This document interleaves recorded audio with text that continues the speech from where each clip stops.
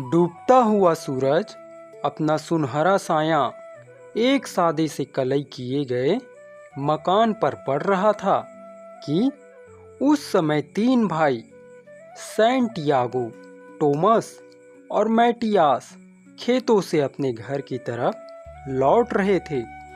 दोनों बड़े भाई आगे आगे जल्दी जल्दी चल रहे थे क्योंकि उनके पास ले जाने के लिए कोई बोझा नहीं था और उनका छोटा भाई उनके पीछे धीरे धीरे चल रहा था क्योंकि उसके कंधे पर गेहूं की बालियां रखी हुई थी।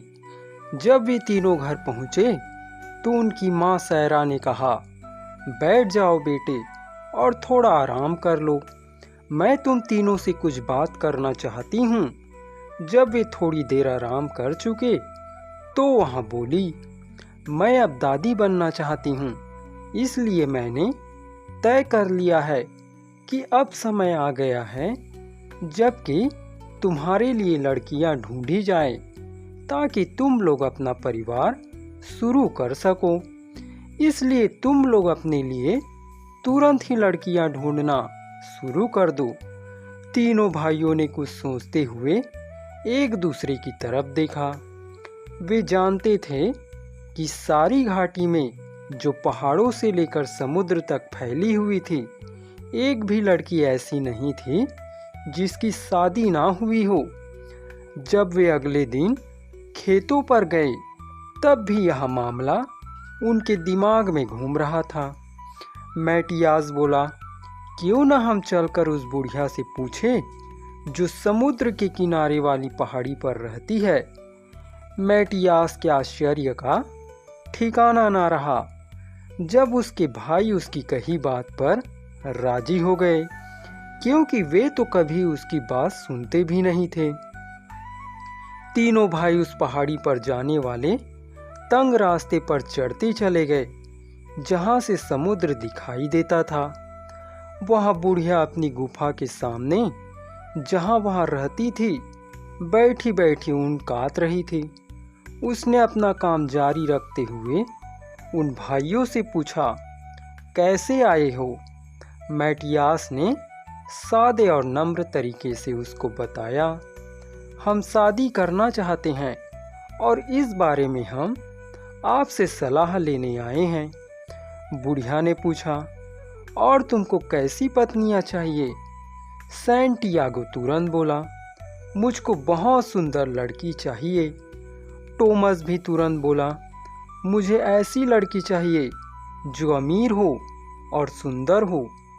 बुढ़िया ने देखा कि मैटियास कुछ नहीं बोला तो उसने उसकी तरफ मुंह करके पूछा, और तुम्हें? मैटियास बोला, मुझे तो एक ऐसी जवान लड़की चाहिए जो दयालु हो, खुशमिजाज हो और ऐसी हो जिसको मैं बहुत प्यार कर सकूं। बुढ़िया जवाब में बोली, तुम में से हर एक को तुम्हारी पसंद की लड़की मिल जाएगी, पर तुम लोगों को इसके लिए एक साथ काम करना पड़ेगा। फिर वहाँ एक नंगी ढालू जमीन जिसकी चोटी बादलों में छुपी हुई थी की तरफ इशारा करते हुए बोली, 3 दिन तक तुम लोग उस पहाड़ी की तरफ जाओगे। उस पहाड़ी की दूसरी तरफ एक किला है जो संतरे के बाग से घिरा हुआ है। उसमें सारे संतरे अभी हरे होंगे, पर उनमें से एक पेड़ पर केवल एक शाख पर तुमको 3 सुनहरे संतरे लटके दिखाई देंगे। वे तीनों संतरे तुम शाख को बिना कोई नुकसान पहुंचाए तोड़ लेना और तोड़कर उनको मेरे पास ले आना, तो तुमको अपनी अपनी पसंद की पत्नियां मिल जाएंगी। पर याद रखना, अगर तुमने मेरी बात नहीं मानी तो पछताओगे। तीनों भाई अगले दिन के सफ़र की तैयारी करने के लिए जल्दी ही घर लौट आए। अगले दिन उन सब ने अपनी अपनी जेबें गिरियों, खजूरों और डबल रोटियों से भरी और अपने सफ़र पर चल दिए। वे सारे दिन चले। जब रात हुई तो रात काटने के लिए वे एक अनाज रखने वाली जगह में रुक गए। वहां वे एक भूसे का बिस्तर बनाकर सो गए। पर थोड़ी ही देर में सैंटियागो चांद की एक किरण के अंदर आने से जाग गया। वह किरण उस अनाज घर के दरवाजे से होकर अनाज घर में आ रही थी। उसने अपने आप से पूछा, मैं यहाँ अपने भाइयों के साथ अपना समय क्यों बर्बाद कर रहा हूँ? जब हमको संतरे मिलेंगे तो शायद हम लोग उनमें से सबसे अच्छा संतरा लेने के लिए लड़ें।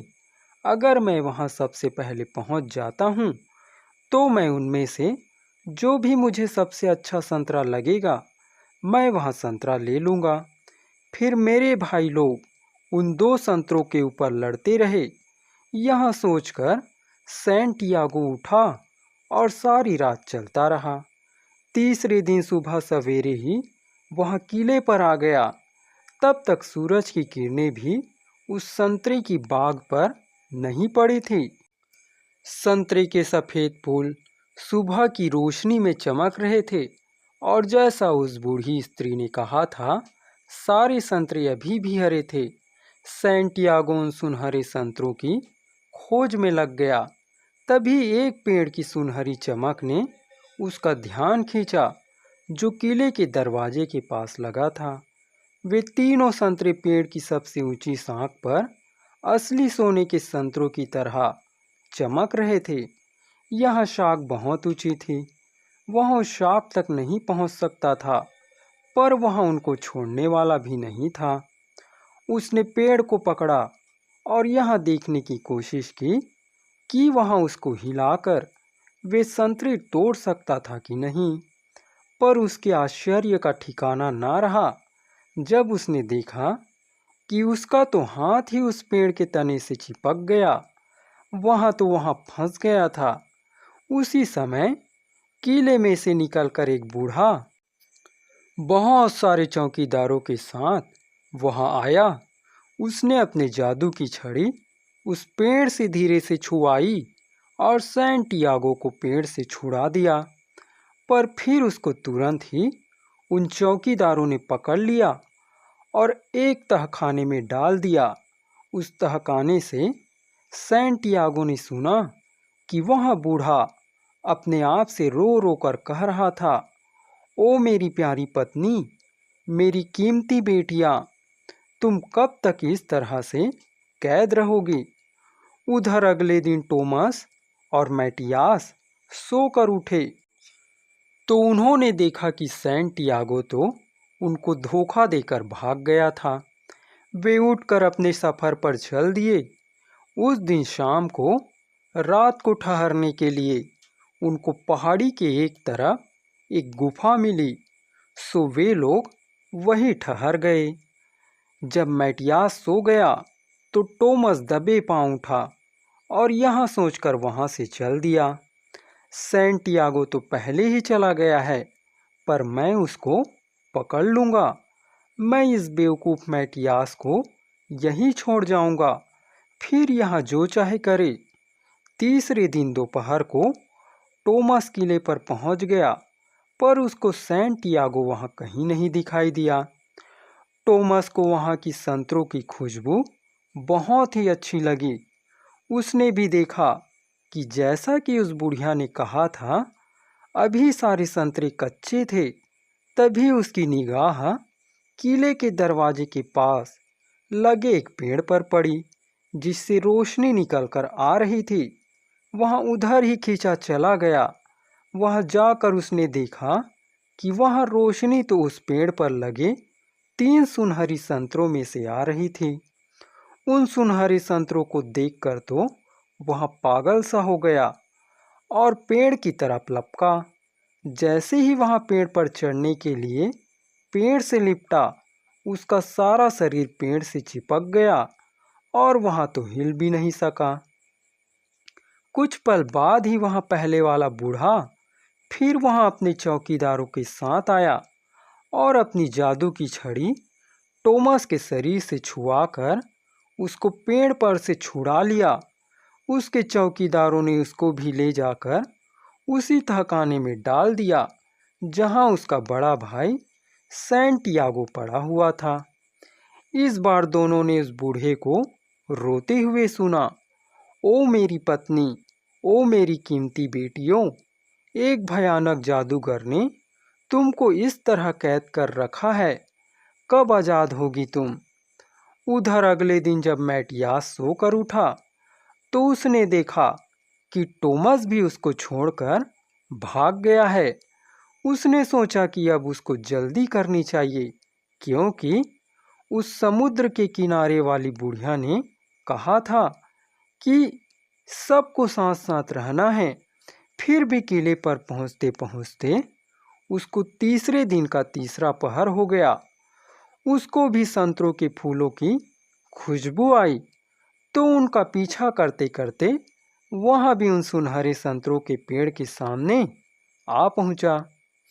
उसने सोचा कि उसको वे संतरे जल्दी से तोड़ लेने चाहिए और फिर उसको अपने भाइयों को ढूंढना चाहिए। वह संतरे तोड़ने के लिए उछला और उछल कर वह शाख पकड़ ली जिस पर संतरे लगे हुए थे। उसके पकड़ने से वह शाख टूट गई और पेड़ चिल्ला उठा। उस पेड़ के चिल्लाते ही वह बूढ़ा आदमी अपने कई चौकीदारों के साथ एक बार फिर से बाहर आ गया। वह बूढ़ा आदमी बोला, तुमने तो संतरे पहले ही तोड़ लिए, इसलिए अब मैं तुमको गिरफ्तार नहीं कर सकता। मैटियास ने पूछा, मेरे भाई कहाँ हैं? बूढ़ा आदमी बोला, ये संतरे सारे दरवाजे खोल देंगे। तुम केवल डबल रोटी और पानी ले लो और कुछ नहीं। और हाँ, देखो इन संतरों को कोई नुकसान नहीं पहुंचाना, नहीं तो वे सारे दरवाजे बंद हो जाएंगे।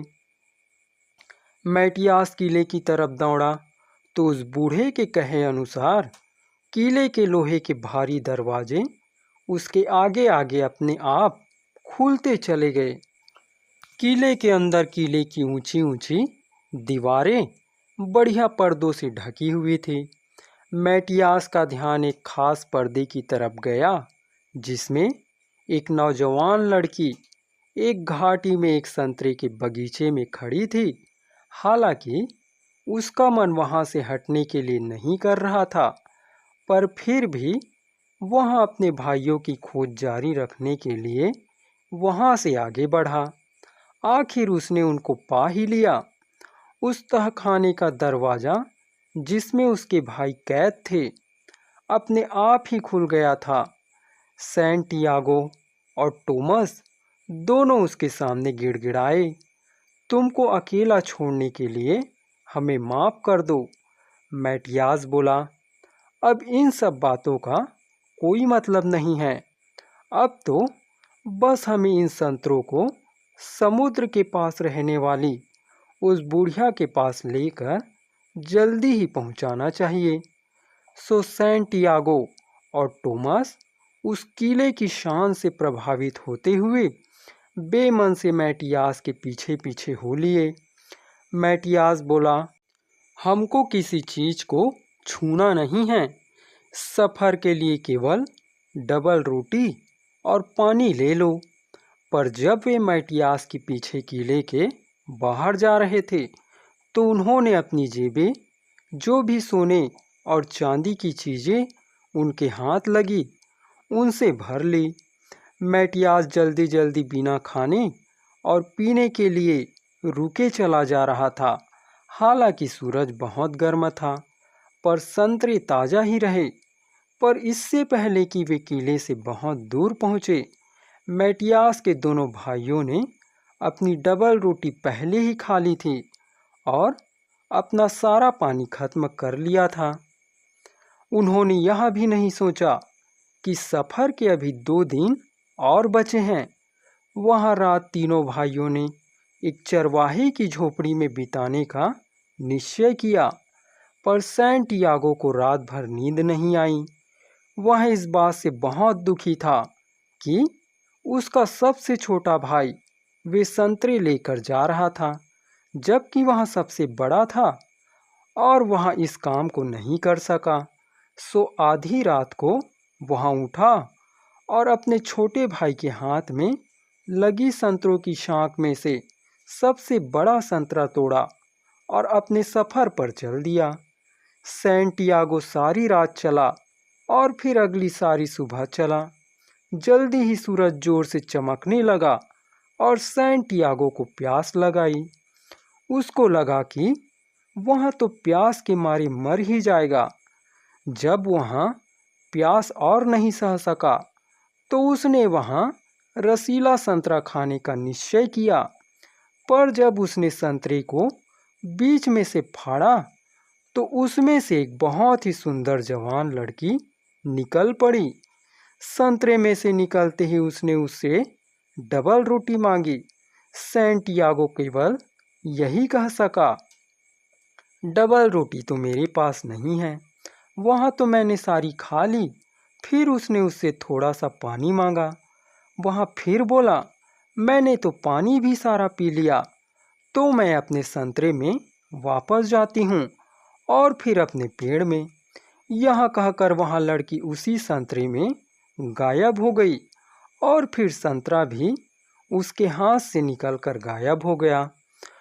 उसके जाने के बाद वह धूल के एक तेज तूफान में फंस गया। अचानक उसके चारों तरफ किले की दीवारें खड़ी हो गई। उसकी कुछ समझ में नहीं आ रहा था कि यह सब क्या हो रहा था। इतने में ही वे चौकीदार फिर से आ गए और उन्होंने उसको फिर से पकड़कर उसी तहखाने में डाल दिया। इस बीच टोमस सुबह उठा। जब उसने देखा कि सैंटियागो एक संतरा लेकर वहाँ से गायब है तो उसने भी अपने बड़े भाई की देखा देखी वही करने की सोची। उसने भी बचे हुए 2 संतरों में से बड़ा वाला संतरा शाख पर से तोड़ा और वहाँ से चल दिया। मैटियास आराम से सोता रहा। टोमस को भी पथरीला रास्ता और खूब गर्म सूरज मिला। जब उससे भी वही गर्मी नहीं सही गई तो उसने भी मरने की बजाय संतरा खाना ज़्यादा अच्छा समझा। जब उसने संतरा छीलना शुरू किया वह भी आश्चर्यचकित रह गया जब अचानक ही उसके सामने एक बहुत ही सुंदर लड़की उसमें से निकलकर खड़ी हो गई। इतनी सुंदर लड़की तो उसने पहले कभी देखी नहीं थी। उसकी कीमती जवाहरातों और कपड़ों से लग रहा था कि वह बहुत अमीर थी। निकलते ही उस लड़की ने उससे कहा, मेहरबानी करके मुझे थोड़ी डबल रोटी दो।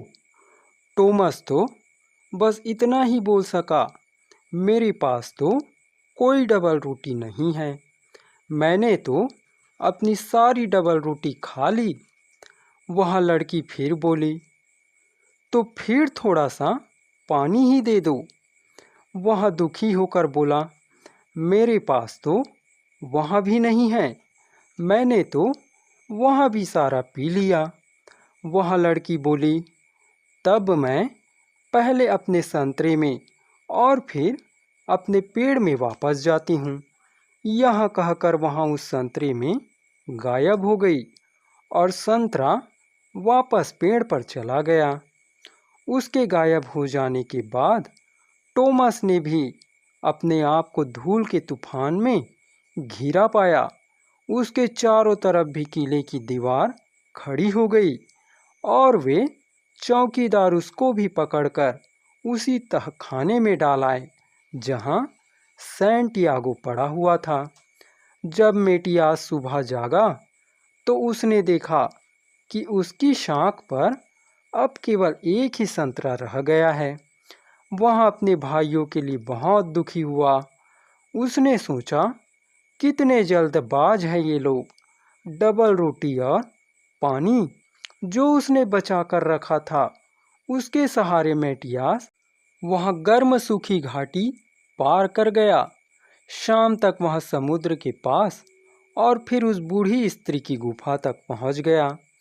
वह बूढ़ी स्त्री बोली, मैं देख रही हूँ कि तुम तो पूरी शाख की शाख ही तोड़ लाए हो और तुमने तीनों संतरों को अलग अलग कर दिया है, क्योंकि तुमने मेरा कहा नहीं माना। इसलिए इससे जो आफत आने वाली है उससे मैं तुम में से किसी को नहीं बचा पाऊंगी। मैटियास ने पूछा, पर मेरी पत्नी का क्या होगा और मेरे भाई? वह बूढ़ी स्त्री बोली, अभी सब कुछ खत्म नहीं हुआ है। तुम अपने घर वापस जाओ और अपने खेतों पर जाओ, इंतजार करो और हमेशा अपने दिल की सुनो। इतना कहकर वह अपनी गुफा में चली गई। मैटियास दुखी होकर अपने घर लौट आया और अपनी माँ को आकर उसने अपने सफ़र का हाल और अपनी मुसीबतों के बारे में बताया। हालांकि सैरा अपने बड़े बेटों के गायब हो जाने के बारे में सुनकर बहुत दुखी हुई, पर वह मैटियास को वापस आया देखकर खुश भी थी। हर सुबह जब मैटियास खेतों पर चला जाता तो एक सफ़ेद फाख्ता आकर सैरा के कंधे पर बैठ जाती, जैसे वहाँ उसको तसल्ली दे रही हो। जब सैरा अपने घर का काम करती रहती तो वहाँ फाख्ता उसके साथ सारा दिन रहती। इससे सैरा को ऐसा लगता कि सब कुछ ठीक हो जाएगा। एक सुबह जब गर्मियाँ खत्म हो रही थी तो मैटियास खेत छोड़कर जल्दी ही घर आ गया और माँ से बोला, माँ, मैं एक बार फिर से उस किले पर जाना चाहता हूँ जहाँ मैं पहले गया था। मैं जाकर देखता हूँ कि मैं अपने बड़े भाइयों को वहाँ फिर से पा सकता हूँ या नहीं। फिर उसकी निगाह उस फाख्ता पर जाकर ठहर गई जो उसकी माँ के कंधे पर बैठी हुई थी। उसने माँ से पूछा, माँ, यह फाख्ता कहाँ से आई? माँ बोली, यहाँ तो मेरे पास रोज आती है और जब तुम खेतों पर होते हो तो यहाँ सारा दिन मेरे साथ ही रहती है। मैं इसको ब्लैंकविटा कहकर पुकारती हूँ। मैटियास ने अपना हाथ बढ़ाया तो वहाँ फाख्ता उसके हाथ पर आकर बैठ गई। वहाँ उसके ऊपर प्यार से हाथ फेरने लगा तो उसने उसकी गर्दन में एक कांटा सा चुभा हुआ महसूस किया। उसने वह कांटा बड़ी सावधानी से खींचकर निकाल दिया तो वह फाख्ता तो एक लड़की बन गई। वह लड़की बोली, मेरा नाम ब्लैंका फ्लोर है। हम लोगों को यहाँ से तुरंत ही चलना चाहिए। हमारे पास समय नहीं है। मैं खुद तुम्हारे साथ उस किले तक चलूँगी। सो वे दोनों किले की तरफ चल दिए। इस बार वहाँ तक का सफ़र मैटियास को बहुत छोटा लगा। जब वे दोनों किले की तरफ जा रहे थे तो ब्लैंका फ्लोर ने मैटियास को बताया कि कैसे उसकी दो बहनें और माँ और वहाँ खुद भी एक नीच जादूगर के शाप में जकड़ी हुई थी, क्योंकि उसकी पिता ने अपनी किसी भी लड़की की शादी उससे करने से मना कर दिया था। वहाँ लड़की आगे बोली, यहाँ तो स्त्री का अधिकार है ना कि वह किसी से भी शादी करे जिससे उसका मन करे। क्या तुम ऐसा नहीं सोचते? मैटियास की समझ में नहीं आया कि वहाँ उसको उसकी इस बात का क्या जवाब दे जो वहाँ उसको चुन ले। जब वे उस संतरे के बाग में पहुँच गए तो उन्होंने देखा कि बाग के सारे संतरे पक गए हैं, पर ब्लैंका फ्लोर मैटियास को सीधे उसी पेड़ के पास ले गई जिस पेड़ की शाखा वह पहले तोड़कर लाया था। वहाँ दो संतरे लटके हुए थे। मैटियास ने ब्लैंका फ्लोर को ऊपर उठाया ताकि वह उस शाख तक पहुँच सके। ब्लैंका फ्लोर ने सावधानी से वे दोनों संतरे तोड़ लिए और उनको घास पर रख दिया। जैसे ही उसने उनको घास पर रखा, वे दोनों दो लड़कियों में बदल गए। ये दोनों लड़कियां ब्लैंका फ्लोर की बहनें थीं। उसी समय वहाँ बूढ़ा भी किले में से बाहर आ गया और अपनी तीनों बेटियों को देखकर बहुत खुश हुआ। इतने में वहाँ पेड़ भी हिला और सबकी आंखों के सामने देखते देखते वहाँ एक स्त्री बन गया। तीनों बहनें चिल्लाई, माँ। उस बूढ़े आदमी ने भी अपनी पत्नी को गले से लगाया और अपनी बेटियों को उनके दोनों गालों पर चूमा। ब्लैंका फ्लोर बोली, मेरे माता पिता से मिलो और मेरी बहनों से। जेनाइडा और जोराइडा। मैटियास बोला, अब मुझे अपने भाइयों को ढूंढना है। बूढ़े ने किले के दरवाजे की तरफ इशारा करते हुए कहा, अब किले के सारे दरवाजे खुले हैं, तुम अंदर जा सकते हो। मैटियास ने देखा कि उसके भाई सैंटियागो और टोमास दोनों उस किले के दरवाजे में से बाहर चले आ रहे हैं। मैटियास और ब्लैंका फ्लोर दोनों ने दोनों भाइयों को नमस्ते की, पर जब सैंटियागो ने जेनाइडा से पूछा कि क्या वह उससे शादी करेगी, तो उसने जवाब दिया, एक बेवकूफ़ बेकार के आदमी से शादी करने की बजाय तो मैं अकेला रहना ज़्यादा पसंद करूंगी। और जब टोमस ने जोराइडा से पूछा कि क्या वह उससे शादी करेगी, तो उसने भी यही कहा, मैं किसी बेवकूफ़ लालची आदमी से शादी करने की बजाय अकेले रहना ज़्यादा पसंद करूंगी। इसलिए महल में केवल एक ही शादी हुई। शादी के बाद मैटियास और ब्लैंका फ्लोर दोनों अपने उस सफ़ेद घर को लौट आए जो समुद्र के पास था, जहाँ की खिड़कियों के पत्थरों पर उन्होंने जेरेनियन के फूलों से भरे गमले रखे और सैरा का दिल खुशियों से भर दिया।